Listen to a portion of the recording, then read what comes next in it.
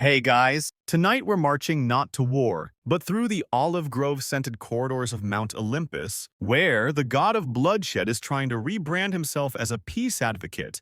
You're sitting beside Ares. Yes, that Ares, as he nervously sharpens a spear while mumbling something about kicking off a new era of nonviolence. The irony is not lost on anyone, least of all you outside. Doves are practicing their wing formations. Inside, Ares is chewing on the edge of a scroll labeled First Ever Peace March. Concept Draft V2. 1. The parchment is covered in arrows, battle diagrams, and one crudely drawn heart probably meant to signal diplomacy but looking more like a stab wound. You glance at him. He looks exhausted. Not the glorious after-battle kind of exhausted, more like someone who spent 9 hours trying to explain restorative justice to a bunch of immortal egomaniacs. So, before you get comfortable, take a moment to like the video and subscribe, but only if you genuinely enjoy what I do here. And hey, drop your city and your local time in the comments. I love seeing where and when you're listening from. Now, dim the lights, maybe turn on a fan for that soft background hum, and let's ease into tonight's journey together. You trudge behind Ares through his war memorabilia-cluttered chamber. Skulls line the shelves, not actual ones. Don't worry, just ceremonial replicas. They're made of obsidian and hum lightly if you poke them. The walls are draped with ancient battle banners, some still stained with theatrical stage blood from his reenactment phase.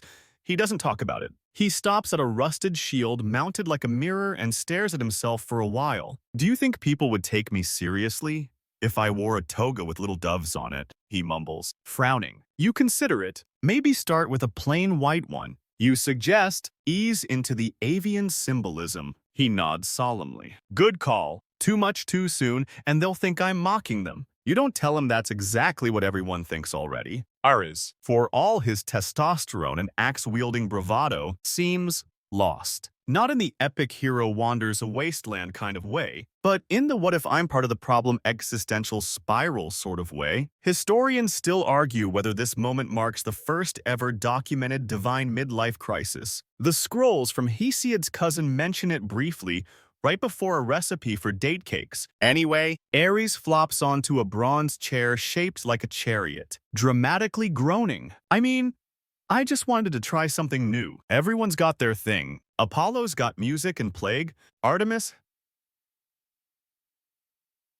has her moon cult. But me, I break stuff. Every party ends with me yelling at a tree. He pauses. That tree insulted me first, he mutters. The truth is, Ares' newfound obsession with peace didn't come out of nowhere. Last week, during a skirmish reenactment in Thessaly, he tripped over a child's wooden sword and landed face first into a ceremonial wreath. The crowd laughed, and something in him just snapped, or maybe healed. He's been doodling peace signs ever since. Of course, being Ares, his version of a peace sign looks suspiciously like a trident spearing a laurel. Now, he's determined to host the first divine-led peace march, a soft, symbolic walk across Olympus's golden roads, flanked by ambassadors, with inspirational lyres, and possibly a fireworks finale. You know, subtle stuff. You glance at his parchment again. The route snakes past the main temple, dips through Apollo's lawn. A terrible idea, given the whole sun chariot traffic issue, and ends at a cliffside amphitheater that's currently infested with satyrs doing performance art. Is it bad that I'm worried no one's going to come? He asks. It's Olympus. You reply, half of them will show up just to say it was their idea afterward. And that's true. The Olympians are notorious for retroactive credit grabbing. Zeus once claimed he invented morning dew. He didn't. That was a nymph named Glymera, who still isn't speaking to him. Maybe I should send out official invites. Ares continues. Too formal. You should probably bribe them. He considers that. You think Aphrodite would go for that? You raise an eyebrow. He raises one back. You both know the answer is yes. But you let the moment simmer. Ares sighs and gets up again. All right, time to pitch this thing. First to the council, then to the people. How hard can it be? You don't say anything. You just start walking toward the Hall of Divine Assembly, where 12 immortal personalities wait with centuries of opinions and a tendency to laugh at everything they don't understand. Ares lingers at the door, fixes his armor, and whispers, "Okay, Deep breath. Let's make war.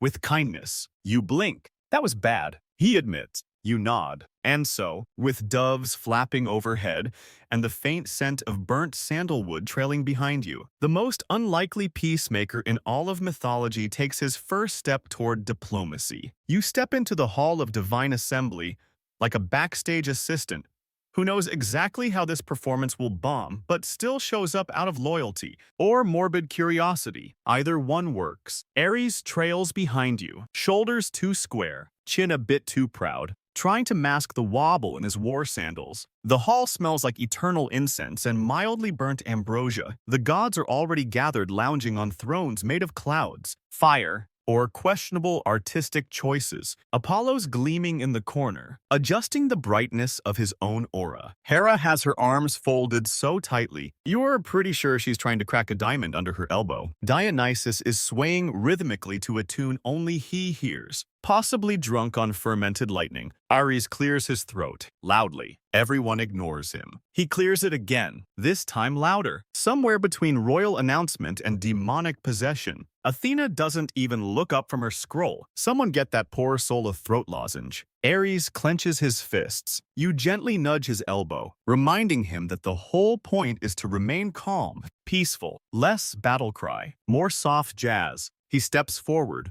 holding up a parchment with the dignity of a substitute teacher on their first day. My fellow eternal beings, he begins. Today, I come to you not with spear nor shield, but with a proposal, a vision, a gesture. He unrolls the parchment. It promptly snaps in half. Classic. I propose, he continues, fumbling with the scroll bits, that we hold the first ever Olympian peace march. A united walk across the sacred path of light. No weapons, no grudges, just sandals and solidarity. There's a pause, a long one. Then snorting. U-turn. Hermes has leaned back in his throne, hand over mouth, laughing silently. Apollo chuckles. Athena doesn't even bother hiding hers. Zeus, seated on the main throne of gold and dramatic wind, lets out a low, almost pitying chuckle. Ares, my boy, did you hit your head recently? Hera rolls her eyes. He's serious. Look at the sandals. Eros is, indeed, wearing polished white sandals with little gold embroidery.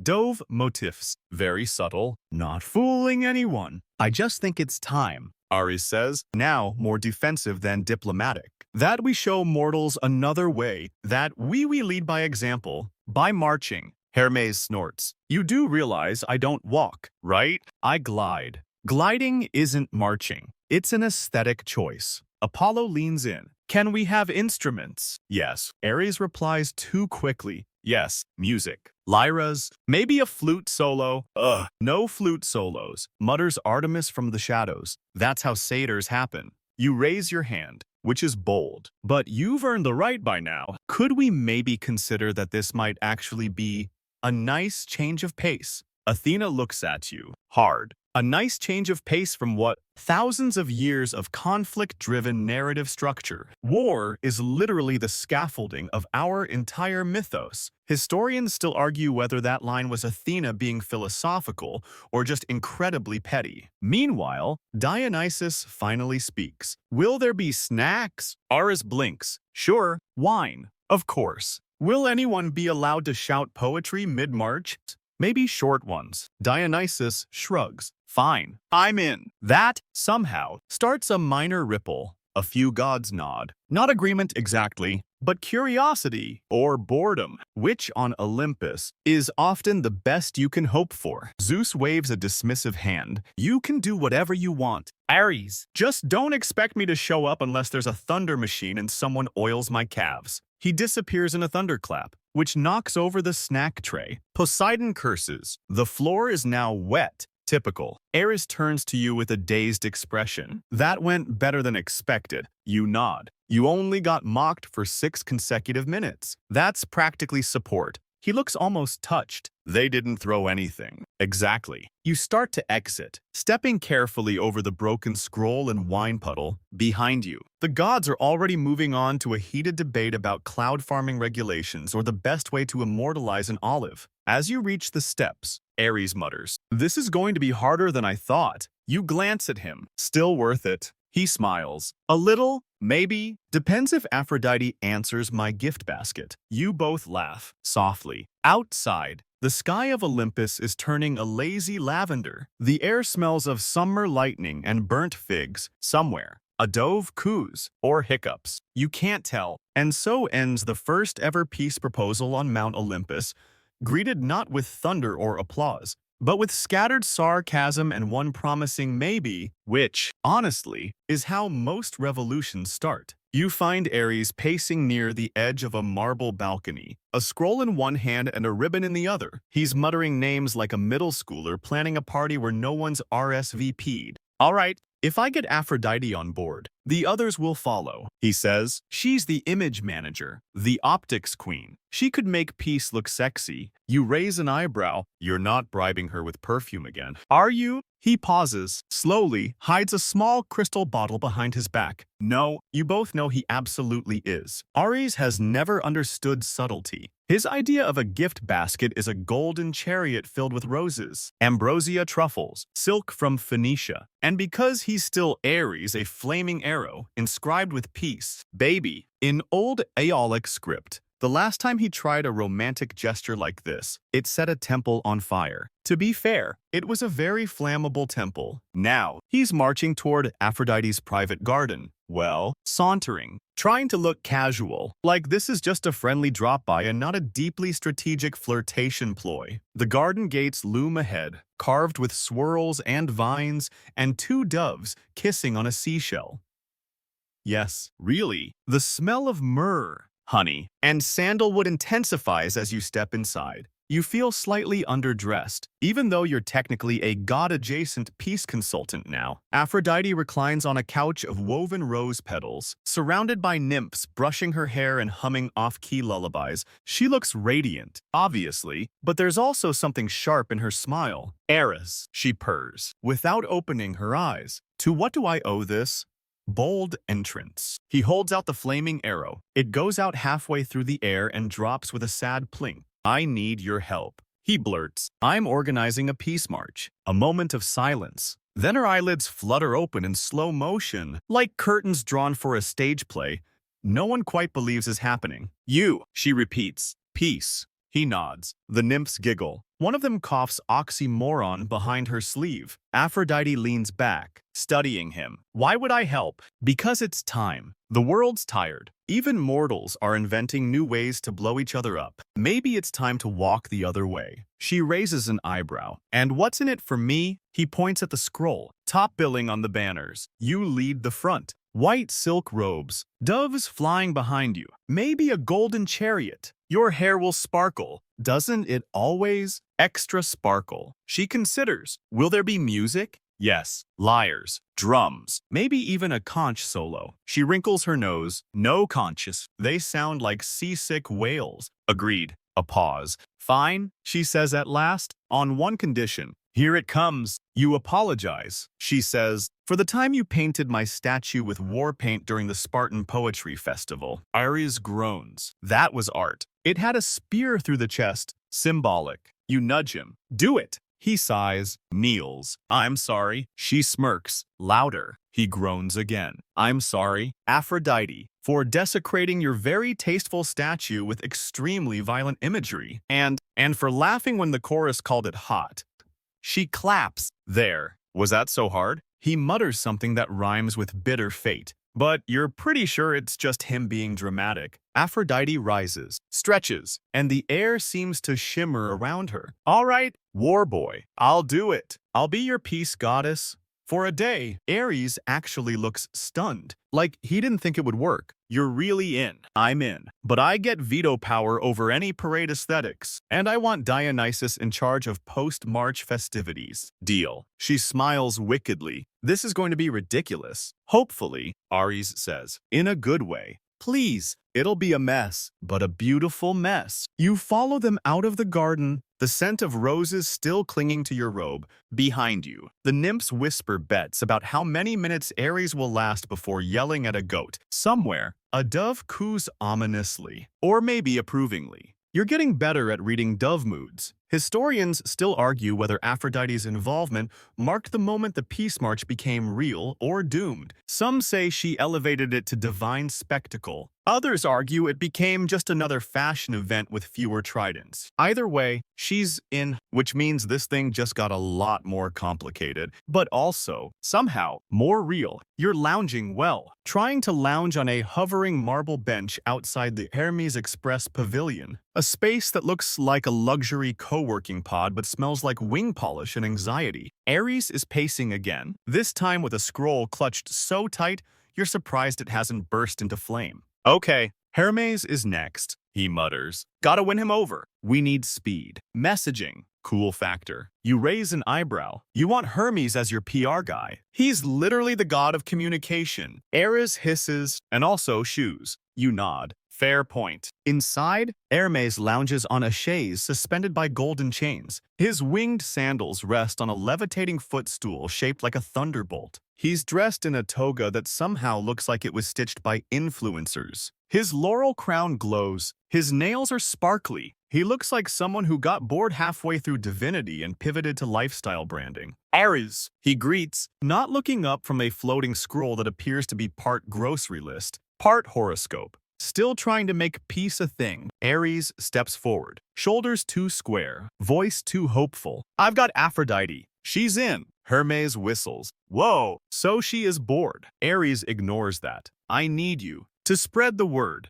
design the route, maybe lead a chant. Hermes snorts, marching, like walking, with my feet. You have wings. Exactly. I glide, I soar. I do not shuffle through a crowd in open sunlight like a mortal at a grain festival. Ares winces. You wouldn't even have to touch the ground. Just hover above. Glide slowly, dramatically. Hermes yawns. I don't do slow. You speak up. You could live stream it. That gets his attention. Hermes looks at you with a smirk. Say more. You lean in. You fly above. Right. Stream the march to all the mortal realms. Get it trending. You can brand it. Flight for Peace. With special filter. Maybe sponsor some enchanted sandals. Limited edition. Hermes strokes his chin. Huh? Peace in motion. And you get exclusive merch rights. Ares adds, eager now. Togas, banners, herbal supplements, whatever. Hermes flips his scroll aside. Now that's diplomacy. He hops up, twirls midair, and lands gently on his tiptoes. I'll do it, he announces, but I'm not calling it a march. Too sweaty. It's a glide by. Also, I want my own float, and a spotlight, and very important snack breaks. Ares nods. Yes, all of that. Whatever you want. Hermes raises a finger. One more thing. Here we go. I want sole control of the hashtags. All of them. Even the weird ones. Especially the weird ones. Ares hesitates. You nudge him. Let it go. He earned it. Fine. Ares mutters, but no puns about my thighs again. No promises. Historians still debate whether this was the first example of divine social marketing strategy. A fringe school of thought even claims Hermes invented the concept of influencer partnerships right here centuries before mortals tried to sell barley milk via scroll. Hermes, now in full creative mode, begins sketching logos mid-air with his finger. You see holographic peace signs that morph into wings, slogans like wage peace and doves, not daggers, and one unfortunate design that looks too much like a breadstick being stabbed. That one needs work. You mumble. Hermes shrugs.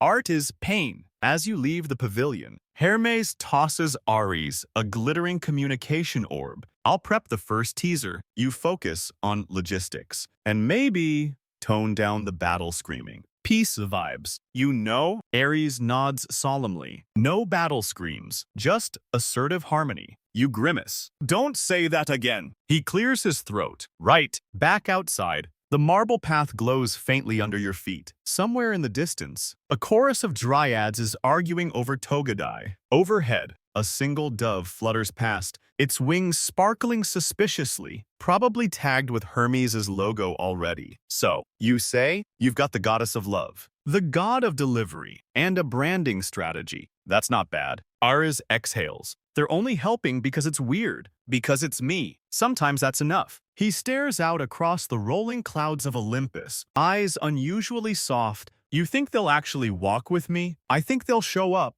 He grins. That's something, and it is. Peace. apparently, starts with merch, snacks, and the right pair of sandals. You find Ares the next morning sprawled on a bench outside Zeus's temple, hair wild, armor crooked, and muttering curses that technically violate Mount Olympus noise ordinances. His left sandal is untied. His right sandal is missing. You sit beside him. You look like a fallen statue. Zeus, he grumbles, said he'd support me, then offered me 2 lightning bolts as crowd control tools. Wait! Lightning for a peace march. Ares throws up his hands. He said it was symbolic. I think he just wanted to test the new auto-targeting function. You groan. Did he even listen to the plan? Barely. He kept interrupting with questions like, what will I wear? And how will my biceps look in torchlight? You nod. That tracks. Zeus has never passed a reflective surface he didn't flex at. Apparently, the meeting had started well enough. Ares had entered with scrolls, diagrams, and a small bribe, some vintage Corinthian wine he thought would flatter his father's ego. But as soon as the word peace escaped his lips, Zeus leaned back in his golden thunder throne and gave a deep belly laugh that lasted several minutes and cracked a few clouds over Athens. A peace march. He'd boomed? You, of all people. Ares had stayed firm, explaining the shift in mortal culture, how even the bloodiest cities were starting to value treaties over conquest. That war was becoming less divine art form and more inconvenient paperwork. Zeus waved it off. Let mortals have their squabbles. It's part of the drama. We watch. We drink. We nudge them occasionally with earthquakes, but we could guide them differently. Ares had argued we could stand for something else. Zeus squinted. Like rainbows. No, well maybe. Zeus had agreed to consider attending, which, in Olympian terms, is shorthand for, I'll forget about this the moment I see a shiny object. He then proceeded to challenge Poseidon to a javelin throwing contest using storm clouds. No one knows who won. The city of Mycenae did not survive. Back on the bench, Ares shakes his head. He didn't even open the gift, just sniffed it and used the cork as a toothpick. You pat his shoulder. He's Zeus. He hasn't truly listened to anyone since 480 BC. Ares exhales. I thought he'd at least pretend. A soft breeze picks up, rustling the olive trees nearby. A nymph floats past, eyeing Ares with what might be pity or confusion over his sandal situation. You don't need Zeus. You say you've got Aphrodite, Hermes, and probably a dozen minor gods who'll tag along just for the snacks. But he's the top. Ares mutters. He's the king. If he's not in, the others might not take it seriously. Then make them take it seriously. He looks up. You continue.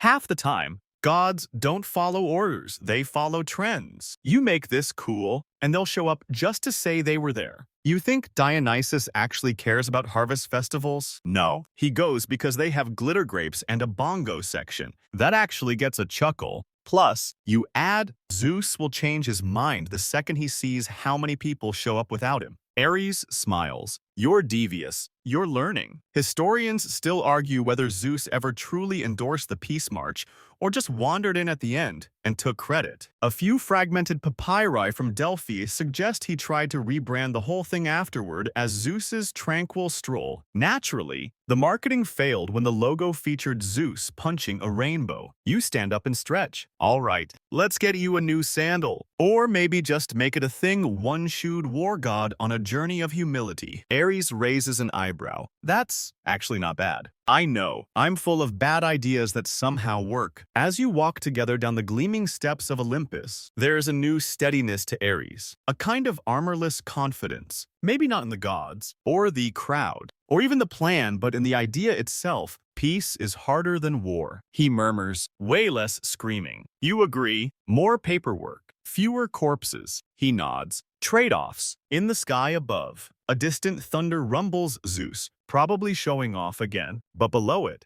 quiet spreads across the marble paths, and you realize, for a moment, Olympus is holding its breath. And that, in itself, feels like progress. You're standing in the heart of Hephaestus's forge, a cavernous hall carved deep into the volcanic cliffs below Olympus, where the air hums with heat and the faint echo of over-engineered ambition. Molten bronze flows through trenches like glowing rivers, and mechanical arms clang out sparks with no real sense of rhythm. It's like stepping into a heavy metal concert performed by sentient anvils. Ares is pacing. Again, he's here for a float. Not just any float, a mobile centerpiece for the peace march, something theatrical, symbolic, awe-inspiring.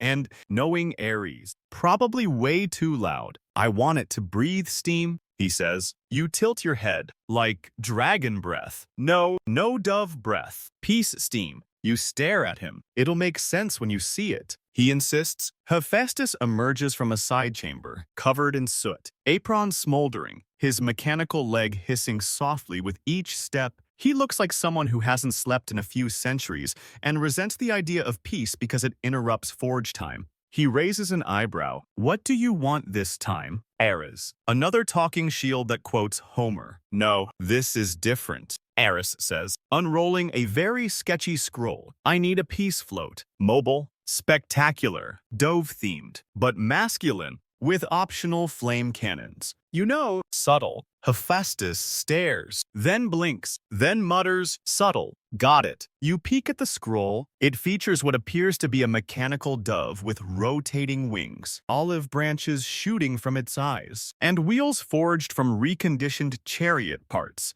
Peace cannon, Hephaestus asks dryly. Confetti launcher, Ares clarifies, made of crushed laurel and rose petals. Aphrodite's idea. Hephaestus sighs and waves you both toward the workshop. Fine. Let's Frankenstein this thing. Over the next few hours, you witness something glorious and terrifying come to life. It starts with a bronze frame shaped like a bird. Then come the articulated wings, feathered with sheets of hammered gold. A smoke release valve is added to the beak, and a chorus of mini pipes is installed along the back to simulate cooing.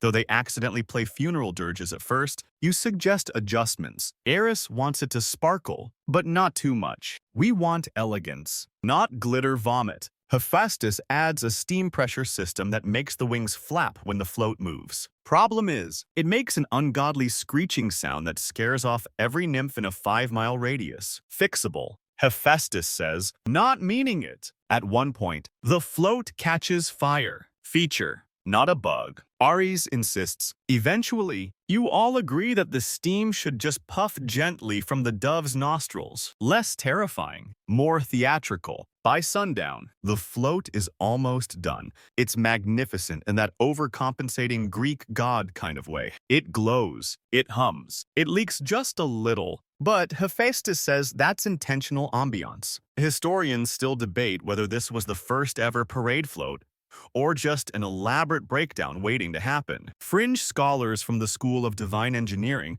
claim the float later inspired Roman siege towers. Less dramatic ones say it just burned down a fig orchard. Speaking of which, hey, you say, sniffing the air, do you smell smoke? Ares turns. The float's rear end is smoldering. Is that where we put the olive oil mist generator? Hephaestus bolts over, whacking valves and flipping bronze levers. It's fine. It's fine. Just a little overpressurization and, minor combustion. Ares squints. We're not going to have to rebuild it, right? No. Hephaestus lies. I'll just swap the flame duct with a nectar cooler. Maybe redirect the olive mist through the chest valves. Simple reroute. You look at the float again. A dove-shaped tank with steam wings and potential arson issues. Should we maybe skip the fire entirely? You suggest. Ares actually considers it, then sighs. Fine. But I want a horn that plays Ode to Olive every time we pass a temple. Hephaestus groans, but starts welding anyway. You help Ares roll the half-cooled float outside. It shudders like a reluctant ox and emits one final puff of cinnamon-scented mist. Not the intended smell, but honestly, it works. Outside, twilight descends on Olympus in amber waves. The float glows under the setting sun, casting an oddly beautiful shadow across the stone road. Looks kind of like a promise. You say, Ares squints. Looks like it's about to explode. You both laugh. And in that moment, amidst the sparks, the soot, the mechanical bird with bronchitis, you realize something important. He's not just trying to perform peace. He's trying to build it. With gods, gadgets, and sheer stubbornness. And maybe, just maybe, that's how real peace always starts. You're ankle-deep in oat flour and diplomacy, standing in Demeter's temple courtyard, where Ares has just accidentally insulted a sacred biscuit. "I didn't say your oatcakes were dry," he insists. "I said oatcakes can be dry, in general." As a category, Demeter narrows her eyes, wheat stalks twitching in her hair. "You said chewing them was like swallowing sand." Ares opens his mouth to retort, then wisely closes it. "This is going badly. You clear your throat?" "What my client means is, your oatcakes are a treasured cultural artifact, deeply symbolic, texturally diverse." Demeter folds her arms. "They are moist, moist." And so the peace march catering negotiations begin. It turns out, when you invite the goddess of the harvest to cook for an event about non-violence, she takes it personally. She sees it not just as food prep, but as a chance to nourish the soul of Olympus. And if anyone questions her methods, well, you've seen what she did to that one orchard that switched to figs without permission. Still, Demeter's kitchen is awe-inspiring. You're surrounded by wooden tables piled with barley rolls, pomegranate pastries, honeyed olives, and what looks like a literal tower of multi-grain ambrosia waffles. Unfortunately, it's also a battleground, not of swords and shields, but of recipe scrolls, spice ratios, and loud opinions. Ares is trying, truly, but he keeps saying things like, "What if we just did battle rations symbolically and maybe fewer greens?" At one point, he suggests ambrosia-stuffed turkey legs on spears for easy carrying. Demeter gasps, "Spears, ceremonial, leave." You step in. "We're thinking something hearty, but festive. A meal that says, we used to stab each other, but now we snack together." That softens her a little. She leads you to a long prep table. "Then we'll do olive leaf rolls, grape honey cakes, and oat cakes shaped like doves. But I'm not compromising on hydration." You nod. Moisture is key. Historians still debate the exact contents of the Peace March menu. A surviving amphora from Delphi lists garlic-infused hummus and flaky chickpea pies. But some scholars argue that's just what fell on the scroll during an accidental buffet collapse. While Demeter bakes, Ares lurks near the corner, nervously rearranging napkins. He clearly doesn't understand this brand of divine power. "It's not fire or thunder, but it is sacred. Peace through food," you murmur. He grunts, "I just hope no one chokes on the symbolism." Hours pass, filled with the comforting scent of toasted grains and warm honey. Ares sneaks a few bites when Demeter's back is turned. She knows. She allows it. There's something soothing about watching him roll dough instead of skulls. He's clumsy. He forgets to flour his hands. At one point, he punches a stubborn loaf out of habit. But he keeps trying. And eventually, Demeter nods. "He's hopeless," she says, "but teachable." You all sit under a canopy of grapevines, nibbling on the prototype menu. The oatcakes are, indeed, moist. The peace doves are flaky, the symbolism strong. Demeter raises her chalice to food that fills without fighting. Ares awkwardly clinks his in return to peace, and maybe leftovers? Only if you behave. The sun dips low. The courtyard glows gold. Somewhere, a bird sings a warbler. Not a dove, but close enough. You glance at Ares. He's chewing slowly, trying to look thoughtful. "This is good," he says at last. Demeter smiles. "Peace has a flavor. You just have to learn to taste it." You're back at Olympus's central courtyard, dodging half-dried paint droplets and what appears to be a very judgmental goat. Ares is squinting at a massive cloth banner stretched between two fig trees. Beside him, Athena stands with her arms crossed, head tilted, exuding the kind of smug confidence only someone with a battle helmet and a master's in passive aggression can pull off. "So," she says, gesturing grandly, "I took the liberty of designing your peace banner." Ares frowns. "You said you'd make it neutral." "It is," she replies, "far too quickly. I use the traditional dove." You both step forward and stare. The dove is wielding a sword, a beautifully rendered, historically accurate, double-edged Xephos, glinting in the painted sunlight. The dove's tiny eye burns with vengeance. Its wings flare like war flags. Its claws clutch not an olive branch, but a scroll with the phrase, "Surrender is still strategy." Ares blinks. "Athena, that's a battle dove." Athena nods. "A strategic dove." You look closer. Are those flames behind it? symbolic flames, she says.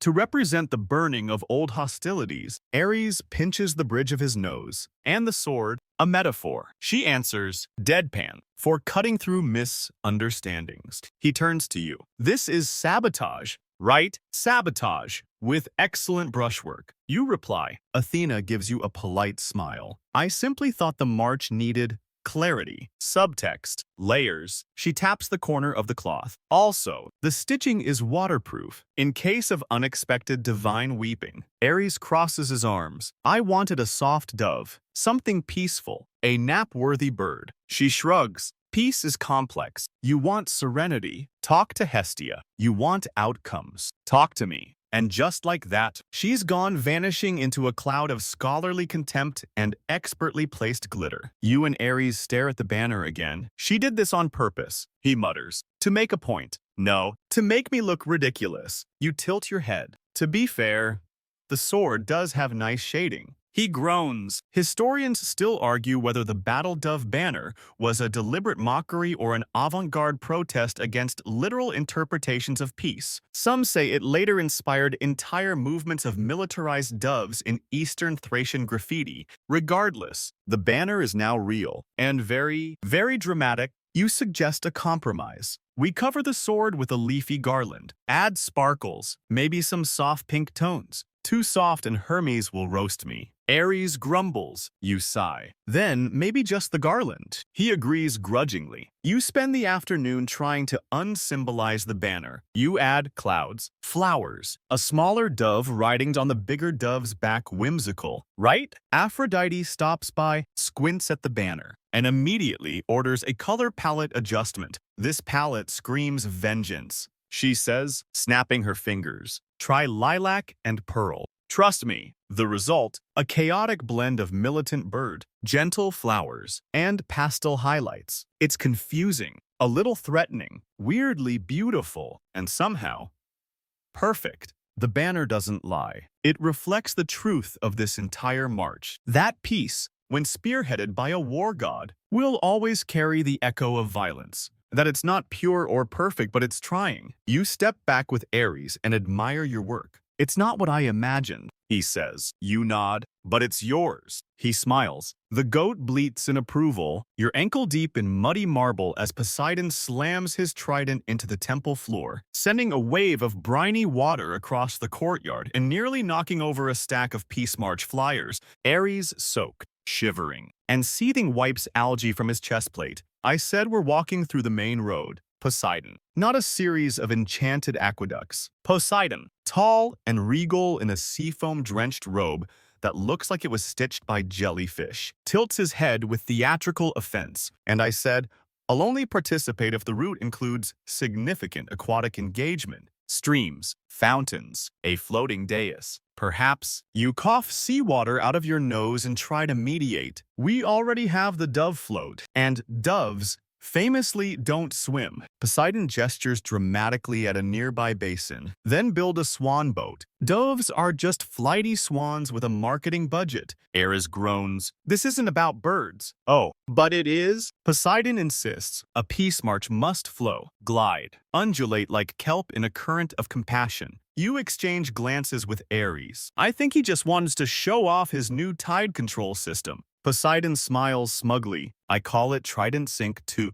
Adjust sea levels in real time based on emotional tone. Historians still debate whether this was the earliest known attempt at mood-based weather control, or simply a divine tantrum disguised as innovation. Either way, 3 towns near the Aegean would soon experience the most confusing sun showers in recorded memory. Ares sighs, pinching the bridge of his nose. Look, you can have a portion of the march route, maybe a scenic canal pass-through. 1 bridge, some reeds, and 0 whirlpools. Poseidon narrows his eyes. 2 bridges, and a dolphin fountain finale. A small dolphin. Poseidon pouts. Fine. A compromise. Sort of. You spend the next several hours coordinating water-safe footwear, enchanted reed whistles for crowd ambiance, and contingency plans for the inevitable waterlogged hymn scrolls. Hermes sends a floating message orb suggesting branded peace splash towels. Aphrodite forwards a design mock-up for dove-themed swimsuits, just in case.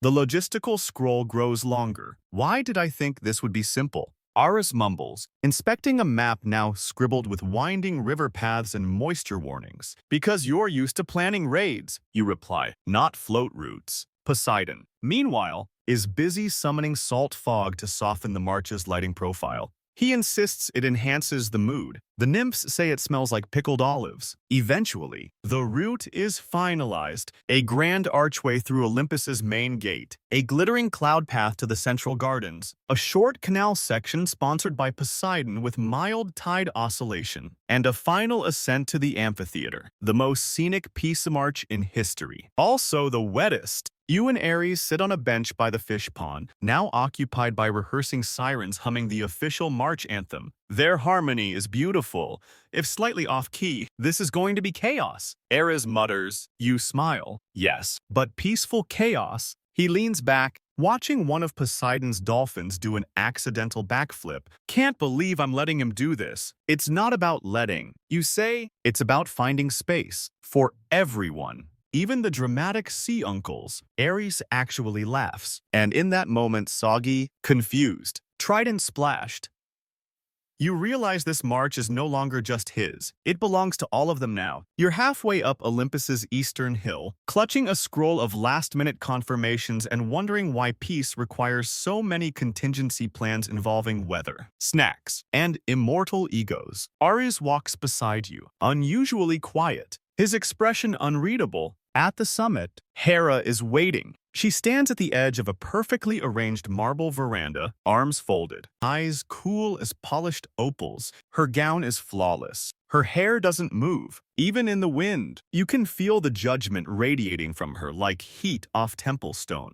Hello, Ares, she says, not unkindly, but not warmly either. Mother, he replies. You step back, quietly, politely, emotionally ready to bolt. Ares clears his throat. I'm here to formally invite you to the march. She says nothing. I know I've made choices, not all great ones, but I'm trying. And I'd like you there. Still nothing. He gestures helplessly. Aphrodite's coming. Hermes is streaming it. Even Poseidon got a dolphin involved. Now she speaks. And what exactly is my role in this little parade? You could lead the family section, he offers, or the olive branch lighting ceremony. Hera arches one perfect brow. You want me to light an olive branch? After the time you convinced your half-brother to dye my ceremonial robe chartreuse, that was a misunderstanding, Ares says quickly. He thought chartreuse was a kind of incense. You cough loudly. What Ares means is, there's space in the march for healing. For everyone. Hera turns to you, sharp-eyed. Are you his squire now? More like his damage control intern, you mutter. She almost smiles. Almost? I'll consider it, she says at last, but only if he addresses the entire family's grievances, past and present. Ares flinches. Even Hephaestus's wedding incident, especially that. Historians still debate whether Hera's involvement hinged more on maternal guilt or the chance to publicly humiliate her son with a family airing of grievances segment. What's agreed upon? She made him earn it. The next several hours unfold like a divine therapy session. You take notes while Ares personally apologizes to Artemis for stealing her bow as a joke during last century's lunar eclipse. Apollo for publicly critiquing his lyre solos. Dionysus for calling his vineyard a grape cult. Hephaestus for laughing at his sandal design. Hestia for forgetting her entire existence in the original March invite. Zeus, though, that one's more of a mumble, with zero eye contact. Each apology is awkward, grudging, occasionally interrupted by thunder, and somehow sincere. Even Hera seems surprised. By the end of it, she places a hand on Ares' shoulder. Very well, I'll attend, but I want a proper seat, cushioned, shaded, and no flute solos near my float. Deal, Ares says, blinking like he just survived a three-headed Hydra attack. As she walks away, you let out a breath you didn't realize you were holding. That was intense. You say, I'd rather fight 100 Spartans. He mutters, yeah, but they don't control the RSVP list. He laughs, and for the first time, you see something soft settle in his posture. Not defeat, not exhaustion, relief. Because if she's willing to march, however dramatically it means the rest will follow. The tide has turned, not because they all believe in peace, but because they believe in showing up. And that might be enough. You're standing on the edge of a sun-warmed hill, watching Ares try to tie a laurel wreath onto a reluctant goat. It's symbolic, he mutters as the goat attempts to eat the ribbon. Symbolic of what, you ask? Agricultural resistance. The goat sneezes. Ares drops the wreath. Forget it. Let's find humans. That's the plan. Anyway, take this march beyond Olympus, down to the mortal world, to gather support from those who still spill blood in Ares' name. And maybe, just maybe, convince them that peace isn't weakness, that it takes strength to put down a sword. So you descend. Mortal lands are loud and confusing. War drums in one region, protests in another. A marketplace filled with half-shouted politics and olives. So overpriced even Apollo would roll his eyes. You walk through it all like a couple of retired actors sneaking into their own fan convention. Ares tries to blend in, fails immediately. He's still wearing a breastplate. You tug on his cape, maybe something less shiny. He grumbles, but swaps it for a linen tunic that still somehow looks aggressive. The first mortal he talks to is a poet, bald, intense. Probably hasn't blinked since the last solstice. Ares asks, have you ever considered writing an ode to nonviolence? The poet stares, then snorts. What would it even rhyme with? Compliance. You offer weakly. Boring, the poet mutters, walking away. Next, a soldier. Ares actually lights up. They trade war stories for a moment, then he explains the march. The soldier frowns, but if peace wins, what do I do? Ares pauses. You could protect the peace. The soldier shrugs. Not as catchy. Historians still argue whether this was the moment the idea of peacekeeping was born or just a misfired recruitment pitch. You visit temples, forums, even a bathhouse full of philosophers who argue for hours about whether peace is an illusion or just a nap with better PR. Some are curious. Some laugh. Some nod politely and ask if there will be free olives. Ares starts to falter. They don't get it. He says, kicking a pebble that hits a statue of himself. They want what they already know. Change is slow. You say, and mortal attention spans are shorter than a dryad's dating phase. He laughs at that. A little. You suggest a detour to a small village that's recently ended a long-standing feud over goat migration paths. The mayor greets you with nervous hands and offers stale bread as a welcome. It's perfect. The village holds a gathering. And for the first time, Ares speaks without shouting. No armor, no declarations, just a tired, honest God asking, what if we stopped marching to fight and started walking to remember? He tells them the story of the float, of Aphrodite's banner critique, of Poseidon's saltwater drama. He talks about how exhausting war is not just for the wounded, but for the winners. By the end, the villagers nod. Some clap. One old man weeps, then tries to hide it by coughing into a sheep. Ares blinks. Did that work? It did. You whisper, because you didn't sell them a march. You invited them to join one. That night, the first mortal signatures are added to the scroll of support, a humble start. Names written in crooked letters and thumbprints. A baker, a weaver, a boy named Nikos who once threw a rock at a Roman and now wants to plant olives instead. Ares holds the scroll gently. They matter too, he says. They always did. You look up at the night sky. Olympus twinkles faintly above. The wind carries no battle cry tonight, just the shuffle of new steps. You're up before dawn, brushing olive crumbs off your tunic and watching Ares practice his casual wave in the reflection of a golden shield. It's too stiff. You tell him. He adjusts. Better. Now it looks like you're blessing a pumpkin. He growls and throws the shield onto a hay bale, where it startles a sleeping dove. Today's the big day, the official launch of the march. Or, well, the soft launch, which currently consists of one semi-cooperative goat, 3 enthusiastic villagers, and Hermes hovering mid-air, adjusting the light filter on his floating camera orb. Smile more. Hermes calls from above. You're trending in Corinth already. Ares forces a grimace that looks more like a cramp. The banner, yes. The infamous militant dove flaps behind him on the olive wood frame. Now slightly softened with sparkles and garlands, Aphrodite arrives in a chariot pulled by white swans, tossing petals like confetti. Her gown shimmers. Her hair glows. She looks like a peace treaty wrapped in silk. Dionysus shows up next, uninvited of course, riding on a barrel with a panther. You said March, I brought vibes. He slurs. His entourage spills into the scene. Satyrs, off-duty nymphs, 3 theater kids, and a man in a toga with a flute who refuses to stop playing the same 3 notes. Ares tries not to scream. You nudge him. Deep breaths. Peaceful thoughts. Remember the oatcakes? He mutters something about regretting the entire pantheon. And then against all odds it begins. The peace march. Sort of. It's more of a lurch at first. Hermes hovers ahead like a divine drone. The dove float creaks loudly behind you, steam puffing from its nose. Ares leads the way with as much dignity as a war god can muster, while being followed by a tipsy theater troupe singing impromptu hymns in minor key. The route winds slowly down the sacred road. Villagers begin to gather along the sides.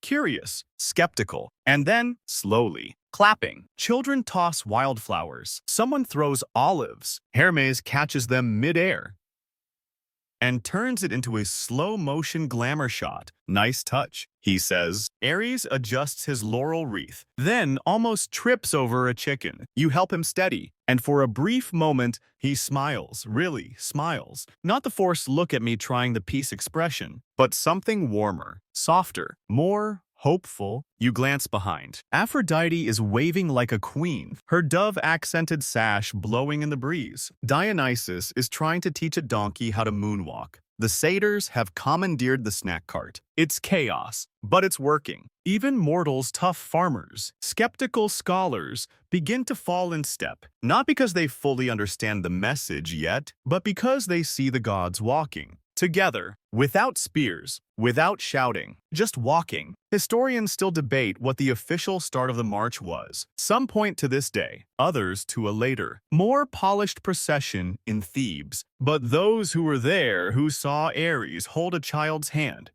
as they walked beneath a peace banner strung between 2 fig trees, they say it started here, quietly, imperfectly, and very, very real. The parade passes a hillside where mortals have left offerings, grapes, scrolls, even a helmet with a daisy in it. Ares pauses, picks it up, wears it. Statement piece, Hermes whispers, filming the moment. The sun rises higher. The road gleams. The float's dove lets out a triumphant wheeze of steam and cinnamon mist. You and Ares walk side by side. This feels weird, he admits, but not wrong. He shakes his head. Not wrong. And just like that, the god of war keeps walking, not toward battle, but toward something else, something harder, something better. You're wading through a growing crowd of garlanded mortals and mildly confused gods when Dionysus decides it's time to elevate the mood. I've brought a gift, he announces, teetering atop his wine barrel float. To ensure peace feels like a party. Ares turns, already wary. Please tell me it's not fermented lightning again. No, no. Dionysus beams. This is theater. He claps his hands. Out of nowhere, or possibly from under someone's picnic blanket, a troupe of barefoot, overly enthusiastic actors tumbles onto the road. They wear masks of exaggerated expression, sorrow, joy, confusion, mischief. One is dressed as a dove, another, less successfully, as a fig tree. They strike poses, loudly. A flute shrieks. A drum drops its beat. Someone yells interpretive, and the peace march officially derails. Ares freezes. What is happening?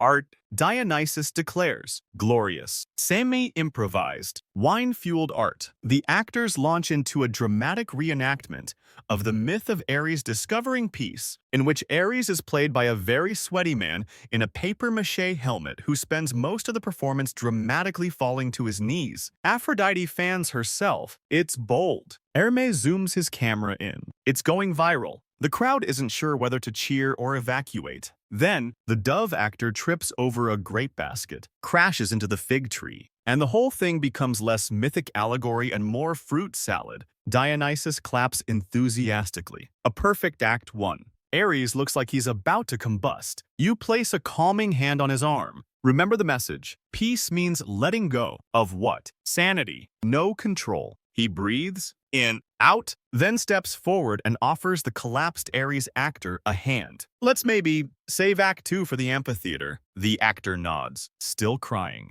You think it's on purpose. The parade continues, though now with significantly more tambourine. Historians still argue whether Dionysus crashed the march or rebranded it. Fringe scholars suggest the performance was a satire of divine ego. Others say it was just a case of too much mead. Regardless, the mortal crowd loves it. Children mimic the actors. Vendors hand out theater masks. Even grumpy old senators are tapping their feet. Somewhere behind you, Dionysus is narrating from a moving chariot, drink in hand, voice ringing out in tipsy iambic verse. O Ares, brave Ares, who once bathed in blood, now dips his toes in metaphor and mud. Eris glances at you, exhausted. Tell me that's not going on a plaque. You grin, only if you fund the arts. He sighs, watching a pair of nymphs juggle olives while chanting about diplomatic treaties. This is not what I imagined. No, you say, but it's a lot more fun. And somehow, in all the chaos, the message is spreading, not as a sermon, not as a doctrine, but as a joke shared between gods and mortals, a shared experience that leaves everyone a little dazed and a little closer. You march on, now beside a masked child who keeps offering you raisins. Peace, it turns out, has terrible timing, but incredible rhythm. You're sitting on a dusty stone ledge, untying a sandal that's somehow full of glitter and laurel crumbs, when a satyr rushes by holding a scroll and yelling, "News from the east." The Egyptians say they did peace first. Ares groans so loudly. 2 pigeons fall out of a nearby olive tree. You rise slowly. Okay, what now? Hermes zips over, scroll in hand. Apparently, some foreign pantheons are getting territorial. Word spread about the march. The Mesopotamians are claiming copyright over the walking in unity concept. There's talk of a countermarch sponsored by Anubis. Ares blinks. Anubis. The jackal guy. Hermes nods. He's got branding. Of course he does. You take the scroll and scan the shaky, stylized writing. There's a statement from the Norse gods, something about peace being a temporary cease hammering. Ares mutters something deeply unprintable. And just like that, peace has gone political. Gods from other regions are sending messages, some supportive, some suspicious, and a few openly mocking. One note from a Celtic deity simply reads, "Peace is for the weak. Fight me?" It was delivered via arrow. Aphrodite sighs dramatically as she redoes her hair. This is what happens when men get feelings. Everyone wants to be the first to monetize empathy. Even Dionysus seems rattled. "We've been memed," he says, holding up a pottery shard etched with a caricature of Ares crying into a dove. Hermes scrolls through a glowing orb. The mortal poets are debating it now. Some are writing epic peace songs. Others say we're corrupting mythic integrity. Ares sinks down beside you. Why does everything have to be a competition? You hand him a roasted fig. Because you're gods, and competition is your love language. He snorts, but he looks tired. Really tired. "I just wanted them to see something else," he says, "to show them we're more than thunder and spears." You nod, and you did, which is why it's spreading. That's what movements do. Historians still argue whether this moment marked the decline of the peace march's purity or the beginning of its real influence. As other deities tried to stake claims, reinterpret the message, or co-opt the symbolism, the core idea slipped from divine hands and into mortal mouths. In the crowd now, you hear new chants, not written by Olympus, not approved by Ares, just felt. One boy is painting his tunic with a handprint and the words, "Walk, don't watch." A girl carves, "Silence is loud," into her staff. Even the goat has a wreath now. No one knows who put it there. You stand, brushing dust from your legs. It's bigger than you now. Ares nods. And messier, but also kind of beautiful. He looks around the banners, the doves, the confused foreigners trying to join in halfway through, the arguments, the songs, the pantheon politics, the chaos, and he smiles. They're fighting over peace. He says, "That's progress." In a really ironic way, you walk together toward the front of the march, where the sun is beginning to dip low behind the hills. Tomorrow, there might be backlash, revision, even retaliation. But today, people are walking, and that's enough. You're near the final bend now, the road curling upward into the golden amphitheater above Olympus, where the march will end or begin again. Depending on how history tells it, Ares walks beside you in silence, his sandals caked with dust, laurel wreath tilted tunic wrinkled in places gods usually don't allow wrinkles. He hasn't spoken in nearly 10 minutes. That's a record. Behind you, the peace procession stretches like an accidental river gods, mortals, goats, banners, performers, and a flute player who still refuses to change keys. The dove float wheezes faintly with every bump in the road, its steam-powered wings now flapping slower, more like tired applause. Ahead, the amphitheater gleams in the sunset. Mortals have gathered some climbing trees for a better view, others holding up homemade signs with drawings of olive branches, open hands, and the occasional confused depiction of Ares riding a dolphin. Ares stops walking. You stop too. I don't know if I want to finish it, he says quietly. You look at him. Really look. His jaw is clenched, but his shoulders slump. They're expecting something. He continues. A speech, a miracle, a rebranding. You nod. That's kind of how peace works. No fireworks, no trophies, just the part where you keep walking even when it stops making sense. He laughs. Bitter. What if I march up there and they still think I'm a joke? You sigh. Then they'll have to rethink what a joke looks like. He looks up at the amphitheater. It's not a battlefield. No, you say, but your footsteps still echo here. He closes his eyes, and then he walks up the steps into the light. The amphitheater holds its breath. Ares raises one hand, not a fist, an open palm. No speech, no command. Just a war god standing quietly, surrounded by those who followed, who laughed, who doubted, who walked anyway. The crowd rises, not in cheers, but in stillness, a soft, pulsing quiet, like olive trees in wind, like swords being sheathed.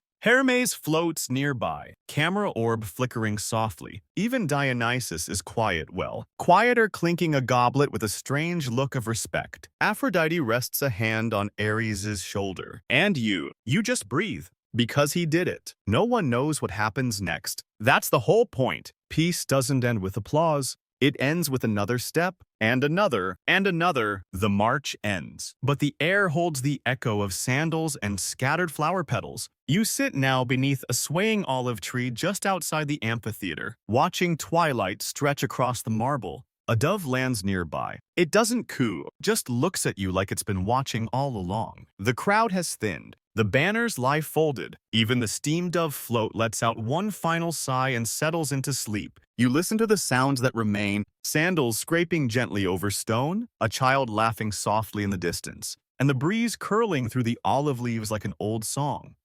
Only trees remember. Somewhere, Ares is still sitting in the center of the amphitheater, not speaking, just existing. And that's enough. Because peace isn't loud, it's not perfect, it's not even constant. It's the moment before the next argument, the breath between anger and action, the space where you choose not to draw the sword even when you really, really could. You lie back. Close your eyes. Let the marble warmth soak into your shoulders. Let the stars take their time above you. Because tonight, there was a march, not a battle, not a victory, just a different kind of journey. And for now, that's more than enough.